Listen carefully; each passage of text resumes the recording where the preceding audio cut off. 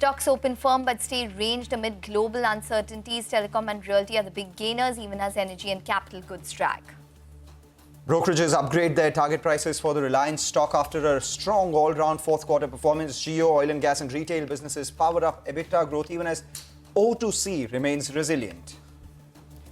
A 7-time subscription of the Voda Idea follow-on public offer lifts expectations of a revival in its fortunes and of key creditors like Indus Towers. Analysts see a tariff hike benefiting all telcos round the bend. Hatsun Agro jumps on dip in milk procurement prices. Tejas Network climbs on posting heady sales growth, and Inox Wind gets a boost from a bonus issue plan. But M&M Financial slides after it detects a 150 crore fraud at a branch.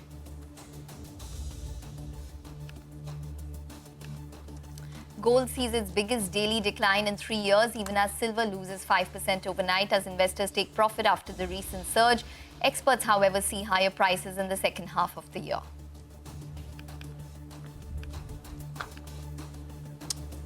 Good afternoon, and it is a good afternoon on D Street today. 22,400 is here on the Nifty. I'm Mangalam Malu, with me Ekta Batra. The frontline indices doing extremely well. 2 stocks advancing for 1 stock declining in the broader markets as well. And just to put things into perspective, from Friday's low of around 21,770, the Nifty is rallied almost 580 points, or near 600 points. So that's the kind of recovery that we've seen from lows as tensions in the global arena have eased out. And now we're looking at perhaps the next phase of triggers for the market. Hi, Mangalam. Yes, absolutely. And you know, it's not only the Nifty. So I think maybe that chart should come up for you. I'll just take your point forward in terms of the intraday low of Friday, where the Nifty intraday low was around 21,778. The recovery has been around a cool 600 odd points. Mid-cap index, the recovery has been over 1,500 odd points. So that's the maximum that we've seen. And you can see it on a month-to-date performance for the mid-cap index as well. Small-cap index, or rather the Nifty small-cap 100, up around 700 odd points from the Friday intraday low of around 15,928, and the Bank Nifty is rallied close to over 1,400 odd points as well from that Friday intraday low. So as of now, we seem to have shrugged off all of those fears, and as you can see, the mid-cap index continues to outperform with a gain of around 1% in today's trading session and a good advanced decline ratio on our hands as well, which stands at around 2:1. We have a lot of ground to cover over the next 1 hour, so let's get going and let's get talking about Hatsun Agro. We are covering it in our Inside Edge segment on Halftime Report. That stock is up over 10% after the company continued its good performance in Q4. There was a reduction in milk prices, which has aided the EBITDA. The profit has doubled on margin expansion. Mangalam, tell us more. Well, a couple of things. For dairy sector, it is usually about the commodity prices, the input prices, and secondly is how much more they can sell of their branded product and how much more they can sell of value-added milk products, which is either paneer, which is either curd, or at the same time you're selling some ice cream, etc. as well. And to all of that, Hatsun Agro has been an outperformer. If you look at the last quarter, which is the fourth quarter, revenues grew by around 14%. Gross margins expanded from 26.8% to about 30%. We have the EBITDA as a result of which we jumped by over 47%, margins coming in at around 11.2%. And the net profit on a lower base from 25 crores jumped all the way up to 52 crores as well. The gross margin trend comes up for you. It's at the highest that we've seen in the last many quarters.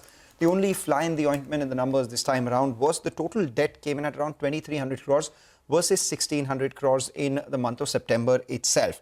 But now here's where the insight edge led to the stock moving higher. The first one is where the company this morning said to us that they've seen an improvement in terms of supply when it comes to procurement, and summer is when usually supplies are tighter, and as a result of which the company is prepared well. They're sitting on a lot of stock, and it's basically the stock that they built up as buffer led to increase the debt for the company. In fact, in the next year, they target 15 to 20% growth in the next 2 years, with margins improving by almost 100 to 150 basis points. And debt largely will come down because the company has just stocked up ahead of summer, and they are very well on target to reduce their debt to sub 500 crores by July 2025 itself. they are increasing their advertisements. I mean, if you watch any of these IPL games, you would see the Sunrisers Hyderabad having Arun ice cream on the side of their caps, and that comes in from Hatsun Agro itself. They'll spend 2% of sales on advertisements. Tamil Nadu is about 52% of their sales. That will come down to 48% as they expand their presence into other southern states and non-southern states like Maharashtra as well, which is currently 9% of their sales.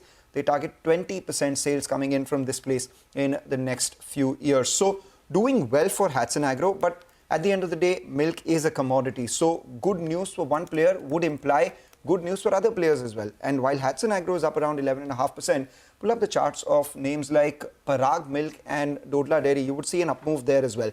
More in Dodla Dairy than Parag Milk, because Dodla Dairy is also in the western and the southern part, rather eastern and the southern part of the country, as against Parag, which is more, focused towards the western part of the country. So similar geographies, similar moves in the stock prices. Parag Milk doing extremely well along with Dodla Dairy. So let's listen in to what Mr. Chandramohan had to say to us this morning, the conversation that we had, which led us to this Insight Edge. Normally, January, February, March is our lean month, where procurement will be going down and the sales will not pick up because summer has not come. This time also the same thing, but summer is expected to be very hot. But we are prepared for the summer. We have already done a good procurement of more than 20%, and we are sitting with enough stock to manage the supplies in the summer without any difficulty.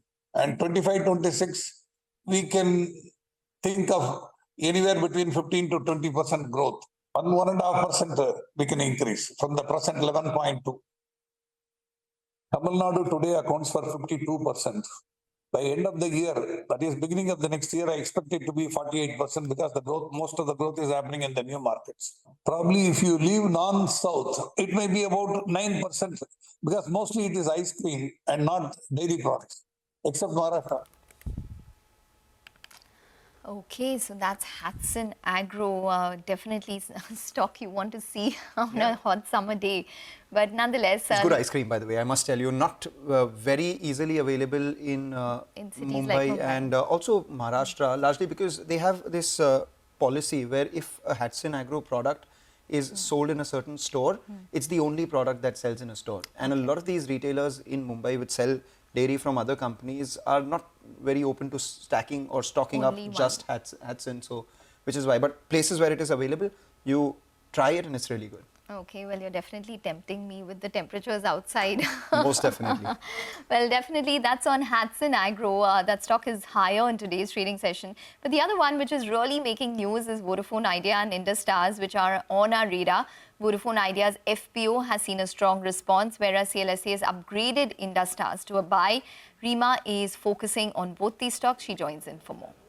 Thanks so much for that. So let me start with Vodafone Idea. They've just concluded successfully their massive 18,000 crore FPO. And there was a lot of skepticism going into this event too, whether the retail shareholders will participate, whether they have the confidence about this FPO sailing through.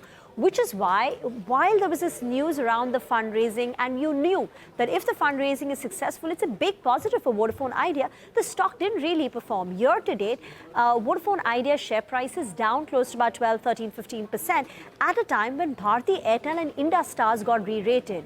So there was that big underperformance versus its peers, which could perhaps, there is a scope for a little bit of catch-up. As I said, their massive 18,000 crore FPO also was very successful. Overall subscription of 7 times, retail fully subscribed, QIBs 19 times, HNI 4.5 times. A successful FPO is important for Vodafone Idea for 3 reasons. 1, it paves the way for raising 25,000 crore rupees from banks. 2, it provides growth capital for 4G and 5G, which can improve the company's competitiveness, which may, over a period of time, help in arresting their subscriber market share loss and participate in the growth story. On Indus Stars, CLSA has once again, and they recently upgraded it, but they've upgraded it again and now to a buy from an overweight. target price has now been raised to 450. They say that Industars is the big beneficiary of Vodafone Idea's fundraise, and although the stock is up 150% in the last 12 months, it's still trading at a discount of 60% to peers, and at the fair value, which CLSA sees at 450, it would still be at a 45% discount. So relative to global peers, there is still a lot of value left in Industars according to CLSA. All right, Reema, thanks a lot for that. In fact, just hang in there. A bunch of stocks doing extremely well. One of them is Tejas Networks. A big move yesterday and a big move today as well. Strong set coming in. Oh, absolutely. But before that, just a quick word on what Tejas Networks done. Now, this is a company which manufactures telecom equipment, both wireless and wireline, your switches, routers, etc. Now, the company has been benefiting from Make in India. They're participating in the PLI scheme. BSNL is planning to roll out their 5G. So there is a big order that they want from BSNL, the Bharat Net, even from Railways, the Kavach program. And the hope is that Tata's semiconductor foray could also give Tejas Networks an added boost in the future. Now coming to the Q4 numbers, very strong. Q4 is seasonally strong for Tejas Networks, but this time, even if you strip out the seasonality, the numbers are looking good. 137% up QOQ in terms of revenues, 340% up year on year. The company's reported profits after 5 consecutive quarters of losses. EBITDA 150 crore, bottom line, that's profit of 146 crore. The order book has been super strong for the last 3 quarters. This quarter, it's at about 8,200 crore rupees, but the last 3 quarters, you've seen the order book between 8 to 9,000 crore. The cash on the books is close to about 640 crore rupees. And I'm also going to leave you with the annual performance of Tejas Networks and how it compares with what they've done in the past. In FY23-24, we've seen the revenues of the company go up 168% to nearly 2,500 crore rupees, and this time turn in a profit of 63 crore after losses in the prior 2 years. Back to you. Okay, all right, Reema, thanks very much for that. So that's on Tejas Networks. We need to take a short break on that note, but we have an announcement to share with you all.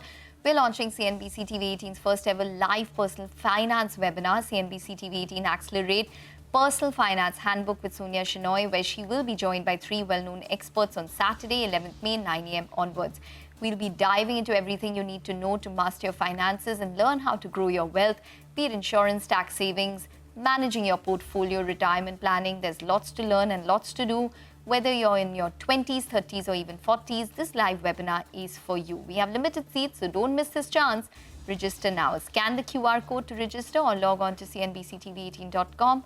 We'll see you on the 11th of May.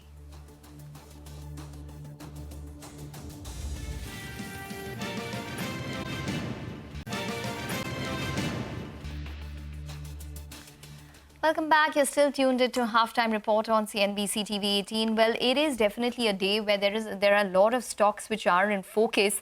And one such stock is M&M Financial, which is under pressure after the company, very interestingly, I don't think this has happened before, they informed the exchanges that a fraud to the extent of 150 crores has been detected at one of the company's branches in the Northeast region. And that's the reason why they also delayed their numbers, which they were due to report today. Abhishek is here with the details on this. Abhishek. Well, M&M Finance has deferred their board meet to a later date. They were to announce the results today for their Q4 FY24 numbers. There has been a fraud which has been detected in one of their branches in the Northeast, and this is with respect to the retail vehicle loans that they have given out.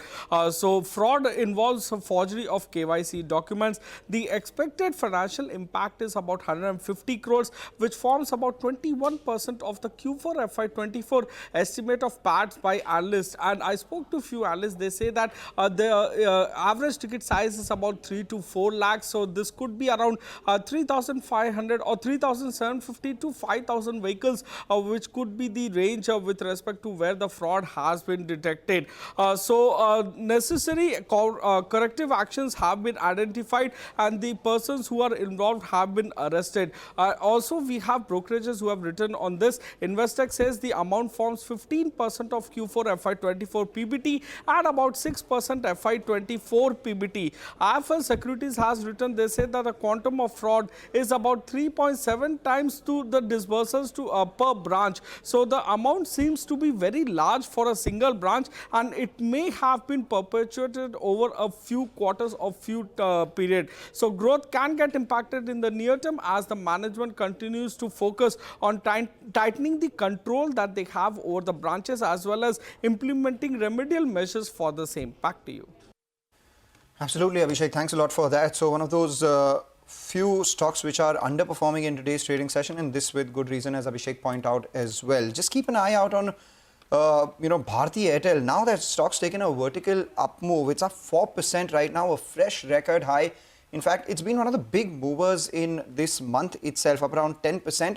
And in 2024 so far, the stock is up 31%, no mean feat for a Nifty company as well. So while we're talking about the telecom space doing well, especially with Vodafone Idea, and Rima spoke about Indus Towers as well, don't lose sight of this giant, up around 20% in just the last 3 months.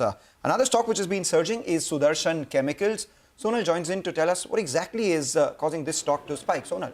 Well, Sudarshan Chemicals is a pigment maker and one of the biggest pigment makers in the world. They have filed for insolvency as per a release that they put out on their website last night. They filed an application for the opening of regular insolvency proceedings as well.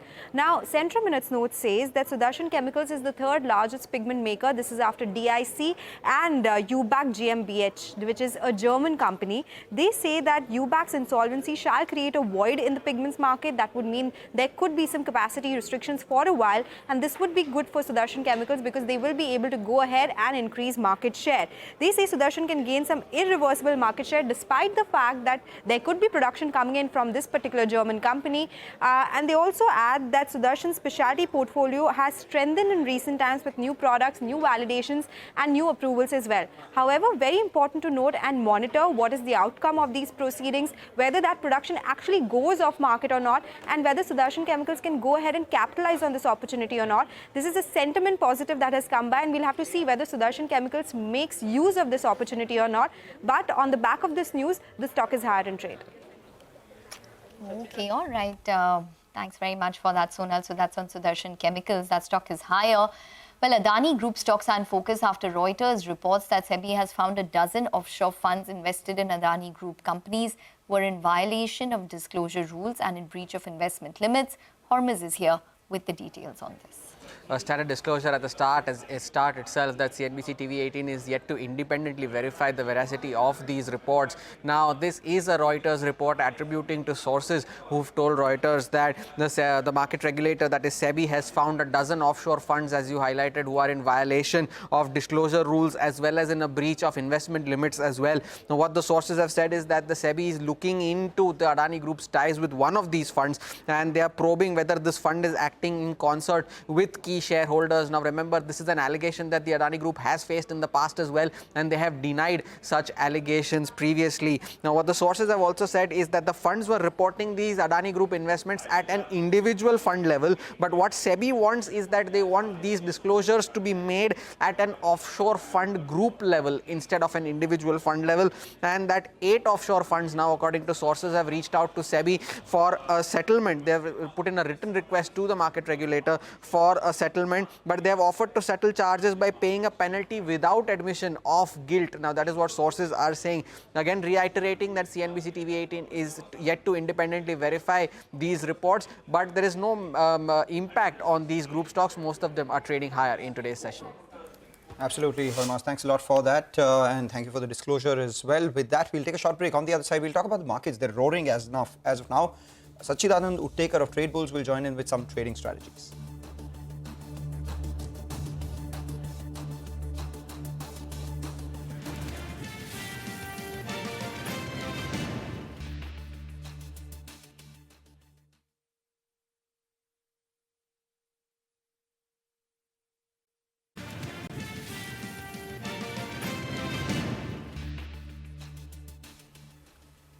Welcome back. You're watching us here on Halftime Report. Now, even as the market is moving higher, one thing that really stands out in today's trading session right from the morning is the way there has been a big decline in India VIX. Now, The volatility index typically speaks about the fear in the market and, the kind of positions that are built up as well. A 20% decline, a 21% decline that we're seeing in today's trading session is unusual, largely because, at 10, the VIX is at the lowest level that we've seen in a very long time. But remember, over the last few trading sessions, there was a spike in the VIX, and there were reasons for that. Global tensions were there. We were building up to big events like the first phase of the election, some of the index heavyweights reporting their numbers as well. So it was understandable that we would see cool off post those events, as we are seeing today. But 21% is something which is unusual in a day at levels of 10. Why do I say that? Because if you look at, a 1 year chart of the India VIX, you would see it hovering anywhere between 10 to 11 at times when there are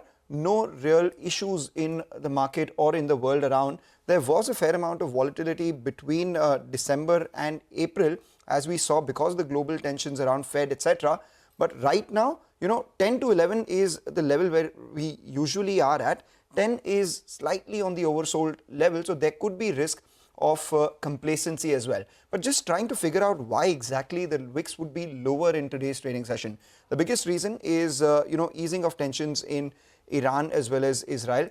The expiry is on April 25th, so that leaves you with just 2 days of trade. Any reason for the VIX to build up would be less, because phase 2 of the elections is after this series ends, so it's on April 26th. The key heavyweights of the Nifty, HDFC Bank and Reliance, those results are out of the way.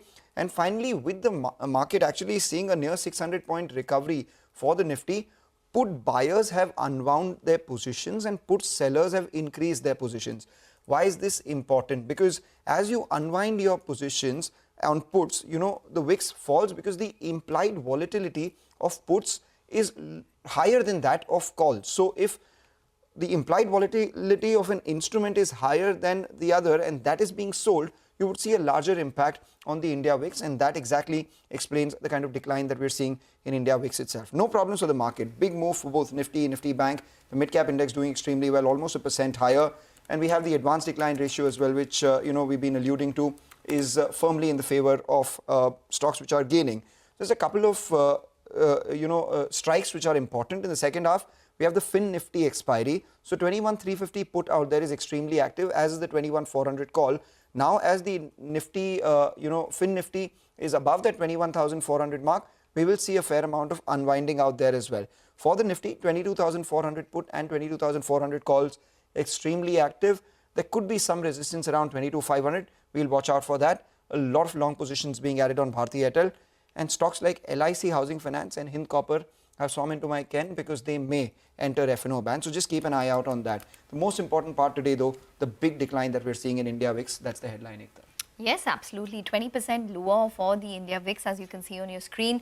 Thanks, Mangalam, for pointing that out. Sachidanand Uttekar joins in from Trade Bulls to discuss the technicals of the market.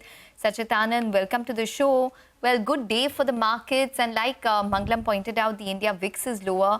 One, your thoughts on that particular index being lower and or that particular statistic, and how are you approaching today's trade?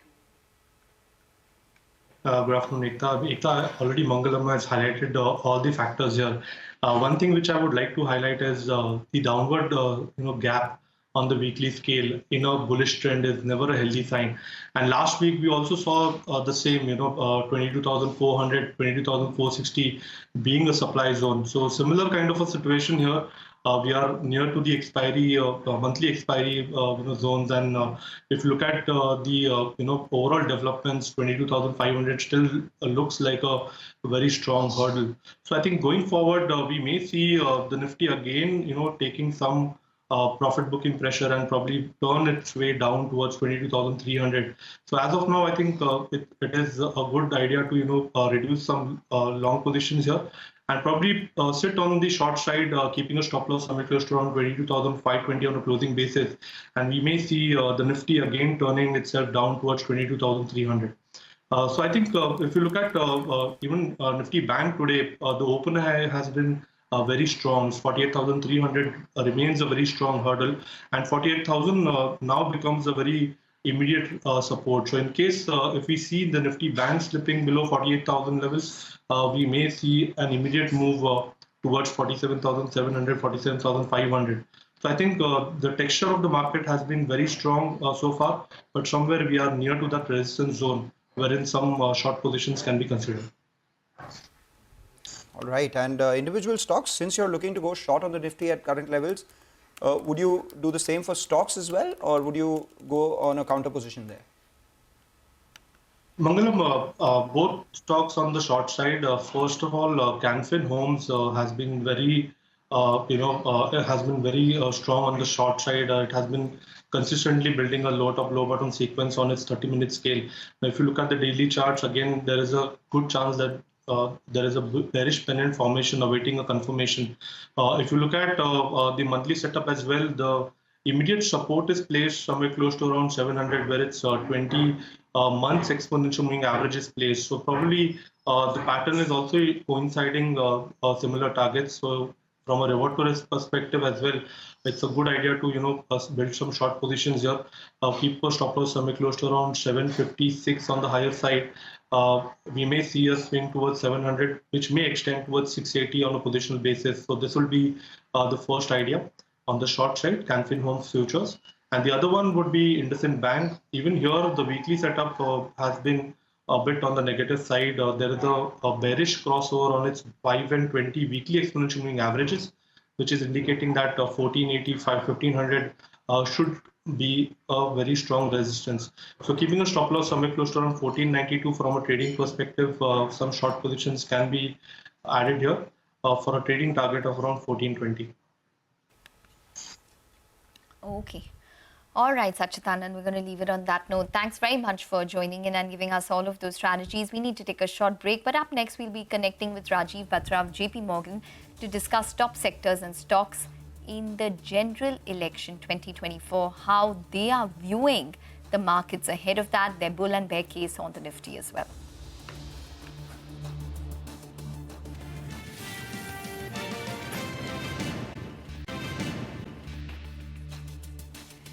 Welcome back. You're still tuned into a halftime report on CNBC TV18. Well, let's get talking to Rajiv Batra of JP Morgan, who joins in now. They've come out with an interesting report where they are talking about the Indian elections and the Nifty bull case, bear case, as well as the base case scenario when it comes to the Indian elections and how exactly the markets have performed historically.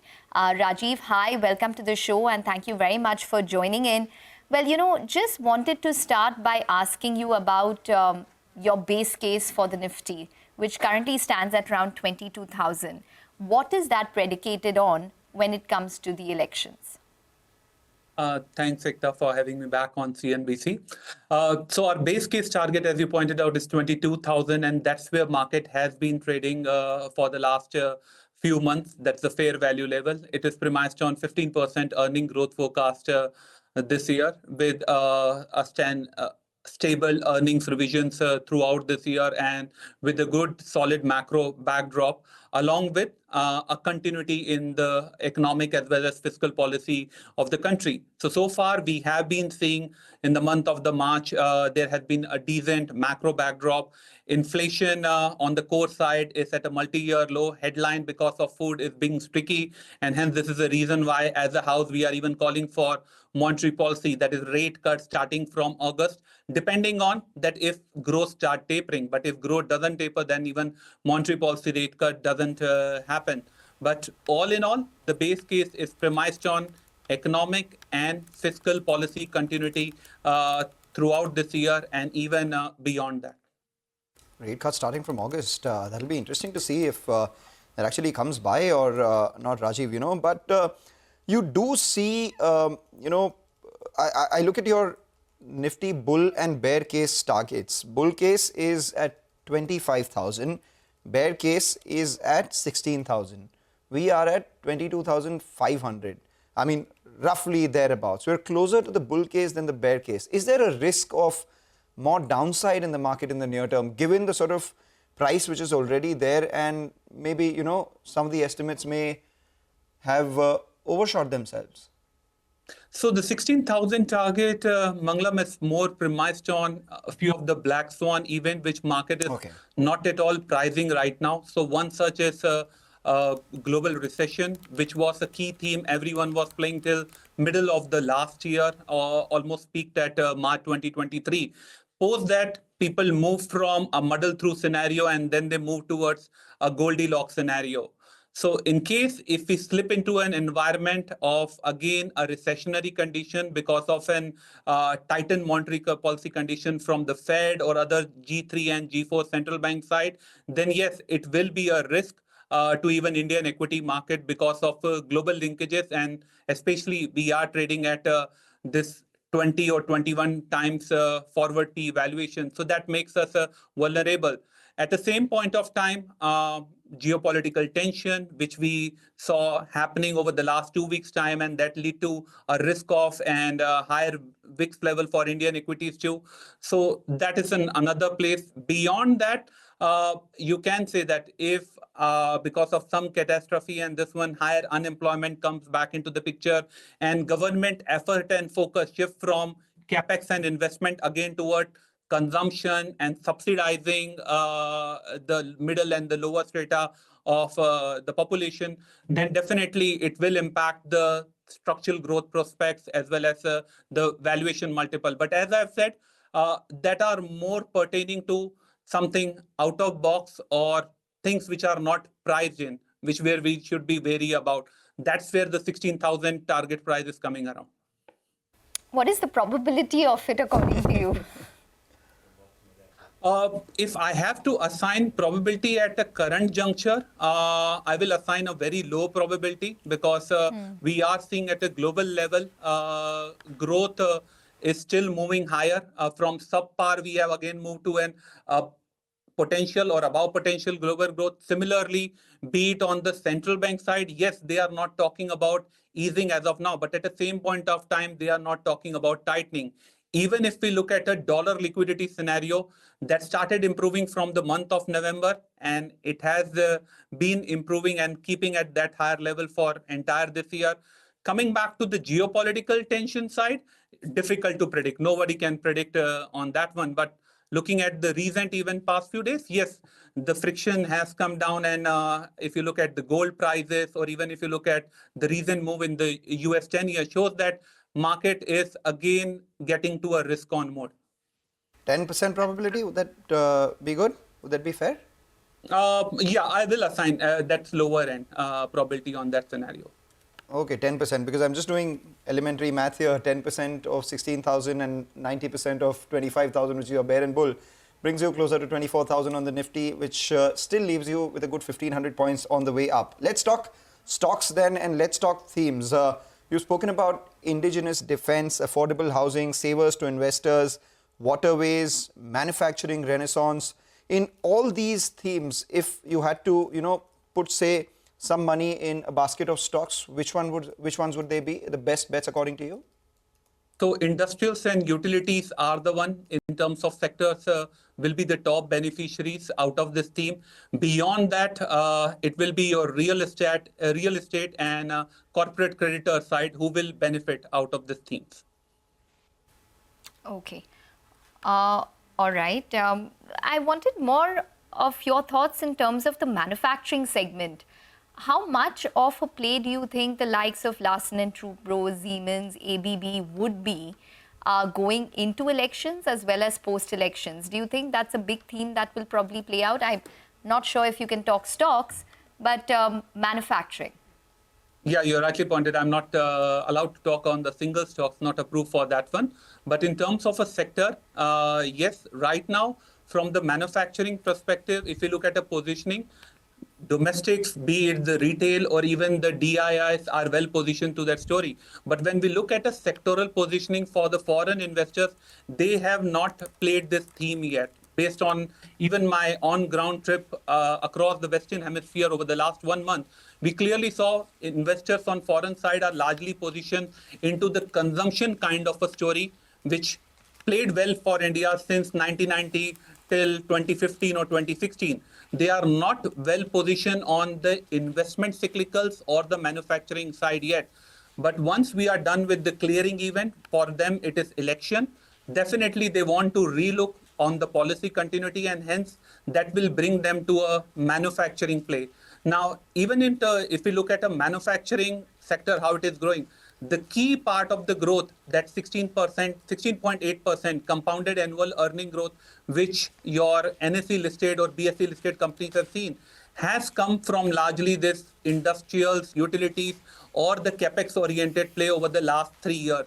And if government keeps on delivering on what they promised for 6.1% growth will come back on the capex, then this sector still have a huge upside from here. Hence, manufacturing renaissance is one of our key themes, not just from a 1 year, but even from longer term 5 years perspective. Yes, and those stocks that you cannot speak about, but your house has a view on the stocks that are there in the manufacturing theme, and all the other themes that you're speaking about are flashing for our viewers on the screen. Just final question then from my end. This one's on Waterways itself. How sanguine are you on growth here? Because there have been plans around Waterways. How sure are you? What's the kind of growth expectation here from a macro standpoint and then percolating down to the micros? So if we look at the entire term of policymaker for the last 10 years over there, the incumbent government, first term, they focused on roadways, infras and bridges. Second term, they focused largely on railways and defense. The third mode of transport or communication, which has been understated, but a lot of plannings and projects have been passed, was on the waterways side. We have seen, like in the last interim budget that's being touched upon, that close to 2,500 crore projects have been implemented and done under Sagarmala Yojana, and there is close to another 30,000 crore are currently in the execution kind of a phase. Now, we are aware that close to $82 billion were earmarked for Sagarmala for end of 2035. Considering now we are 10 years away towards that, and this is one segment of a transport of communication which is still pending, where government want to modernize port, work more on the inland waterways, shipping, and this one. So this could be one such theme can become interesting from the next 5 years perspective, according to us. Up on that, since you said waterways is one of the themes which hasn't been touched upon, we've heard a lot on airways and MRO operations, etc., coming into India. Do you assign any probability to that, and are there stocks in that space as well?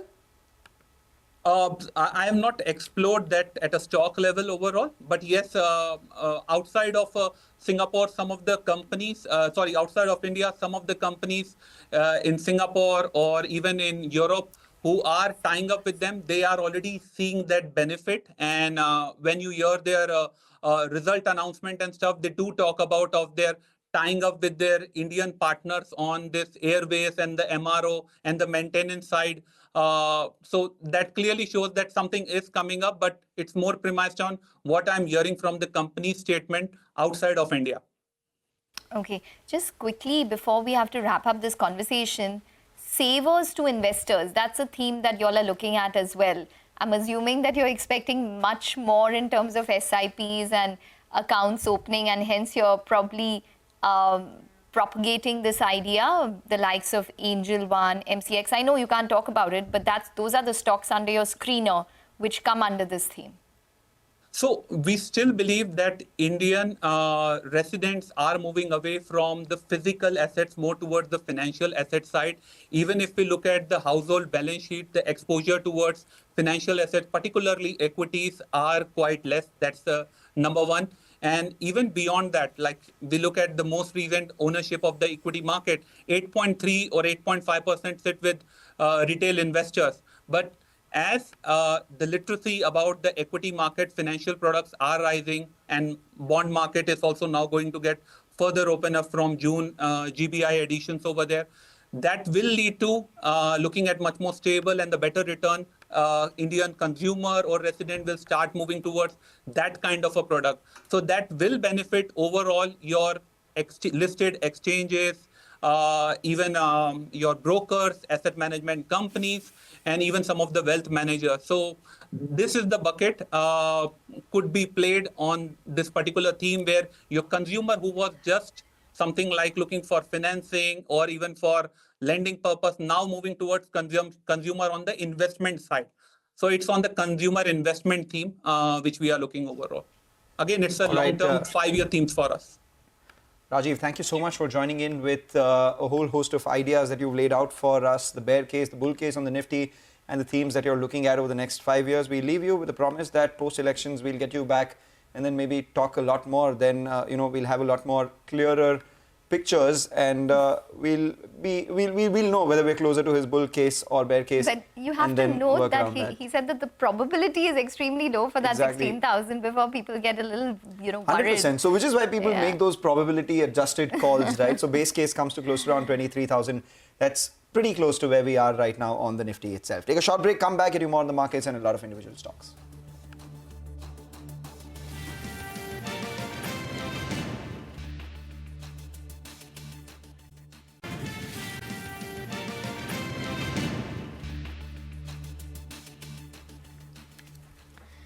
Welcome back. Well, just want to point out we have been continuously for the past few sessions that Spark is lower in today's trade as well. So Spark is locked in a lower circuit today as well. I think it would be the 8th consecutive day of a lower circuit for that particular stock. It's now just at around 300 odd rupees. Remember, it's corrected from highs of around 450 odd rupees or thereabout. But nonetheless, now let's move over. It's time for our special segment, Quarter Se Quarter Tak, where we bring you earnings expectations from each sector. Today, Nigel is here to tell us about how Q4 will be for the cement space. Nigel, over to you. Well, for the past quarter, cement demand remained strong, but prices declined. But the lower prices, well, they were partly offset by input cost tailwind. Let's take this piece by piece then. On the demand front, January was weak due to weather and pollution-related restrictions, but there was a growth pickup in February, and March was the strongest month. Volume growth is likely to rebound in Q4 on account of heavy discounting push by companies and also a pickup in year-end construction activity. The street is expecting the industry demand at around 8 to around 9% in Q4, which is a big improvement on a sequential basis. For the year, well, the derived volume growth for the industry is likely to be around 9% odd. On a regional basis, South was underperforming, while West as well as Central India, well, they were the best performing regions. Cement prices declined continuously for around 5 months after the price hikes that were taken last in September to October 2023. Realizations in Q4 FY24, well, they're expected to plunge by close to around 5% on a sequential basis, despite being a seasonally strong quarter. Prices were impacted by what? By intense price competition among the larger companies as they were trying to gain market share. The highest decline in prices on a quarter-to-quarter basis was seen in East India, which was at around 8% odd, which was followed by other regions, which is in the vicinity of around 3 to around 5% on a sequential basis. But spot international coal and petcoke prices in March, well, they reverted to December 2023 levels. But they're still 5 to around 14% lower in comparison to the averages that we saw in Q3 as well as in Q2. The operating leverage on a quarter-to-quarter basis and flat to declining variable costs, that's what's going to keep the overall cost for the universe under check, declining by around 4 to around 6% on a Y-on-Y basis, and sequentially as well. Well, Jefferies expects stocks under their coverage to see EBITDA per ton dip of around 110 rupees per ton, that's on a sequential basis, but it will grow by around 125 rupees per ton on a year-on-year basis. The EBITDA per ton for most companies will show a growth, with ACC best placed due to the easing cost, volume growth from the recent capacity additions, and also benign valuations in comparison to its peers. Part of growth on a year-on-year basis is because this EBITDA per ton is coming on a very, very low base. Well, Jefferies has put their expectations of the potential out and underperformers for this past quarter. Among the larger peers, well, they expect the highest year-on-year growth for Ambuja at the consolidated level, while Ultratech and Shree Cement are expected to grow by around 18 to 27% in terms of EBITDA growth. Among the mid-cap names, well, Dalmia could potentially underperform with a sub 10% growth, while JK Cement as well as Birla Corp, well, they could outperform with near 50% EBITDA growth. Well, let's wind this down with a quick valuation check, and the snapshot comes up for you on the screen with the valuations as they stand as of now. Well, given that we are in the midst of a general election activity, we could see some slowdown in terms of demand, But the key to track from here on will be price increases that are pushed through, how much of that is absorbed, and also the demand recovery that the street is expecting in the second half of this fiscal. Nigel, thanks a lot for that. So that's about the cement space. We'll keep an eye out on these numbers as they reported on the exchanges. With that, we'll take a short break. On the other side, we have Manisha Gupta joining with all things commodities. Carlos Mira of Rabobank joins her as the expert.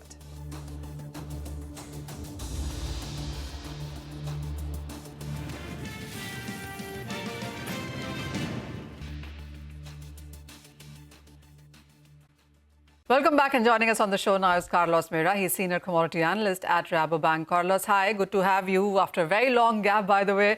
How are you looking at, and I want to come straight to the point, at cocoa prices, because that clearly has been the best performer across commodities, and then add some other asset classes to it too.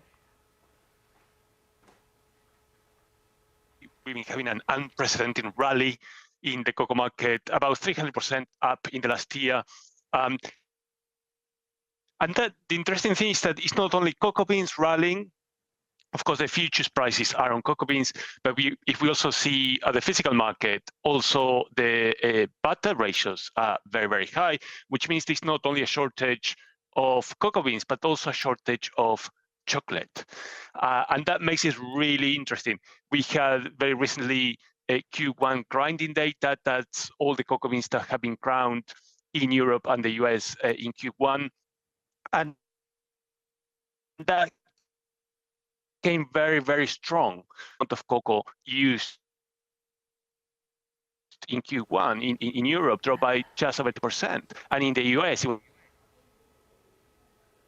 was Okay. to kill this rally. All right. Carlos, so are you saying that going forward, and with the way that we've seen the markets, and as you said, 3% of an increase in case of cocoa and chocolates as well, is there any profit-taking in sight now, or do you think the prices can just gain on from here too?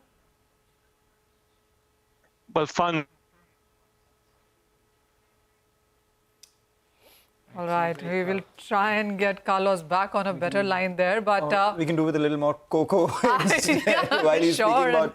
Okay, global wheat prices are at a 2-month high. Cocoa prices are at a near record high. And what other things are at a record high? I'm just trying to figure out, because you've been talking about coffee as well. So what is one to do? Just drink maybe water? Yeah, I think that's better. And just to tell you that water reservoirs in India are at 31% of capacity also. So use that also Manisha. With a lot of sense there. But yes, and I really hope we get Carlos back here, because there's just so much to talk about, because cocoa prices are at an all-time highs. If you look at the last 1 month itself, we've seen prices gain up by 45%.